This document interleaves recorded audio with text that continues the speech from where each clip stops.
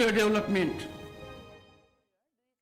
Ka Jingtohkit halor ka Shap Pynïap jong unong jong akai perthai na indoor uraja Raghuvanshi kalapoi sya ka benta ka bakongsan ha ka singi ka baar Hadien pala Thaw Pynwandur Biang ya ka ni ka Pynïap Briew ha Sohra Meghalaya barok sangut kentup ru ya ka lok jong u raja ka sonam Raghuvanshi bat usamla jongka kilaya donlang ha ka ni ka por la ban pen ken mau hang ni ba u raja ula Shap Pynïap dusman ha ka ar polai terek u jemang ha ka por bakilaya wan kai sngoba Hadien bakila adep kentiu kurim ka Pynïap jong u balalap na karyat hajan ka ksaj wei saudang ha ka arterik u benai jiliu kala pensedang ya ka jingwat Briew ka bajur ka sonam ka bala la syakem ha Ghazipur Uttar Pradesh kala pendam no ya ladi Hadien basaungut ki wei pat kila syakem ya kini kisan ngut ki runar ki bamenta ki don ha ka kti ki pulit ansale ya lambiang syaying bishar ha ka singi balang bar ki pulit Meghalaya kila ban pan por biang na ka benta ban tokit shu shu yaki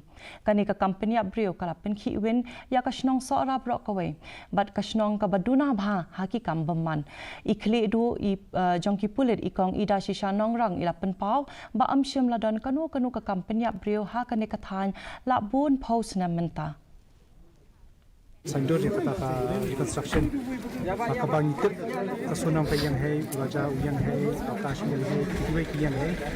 buat akapor baru Shap Pynïap kuno Shap Pynïap dia kata ni dah reconstruct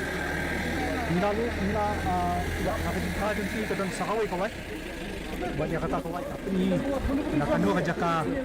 bala kawang kata kawai buat SDRF tapi mun SDRF lahir baniwat ni sekarang berkilat ini. Yo, mentas kita indoor biasa besar instan dia.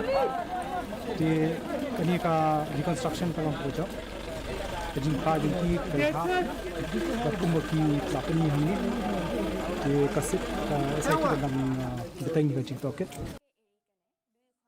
Menteri Rangba ka Jilla Meghalaya u Konrad ke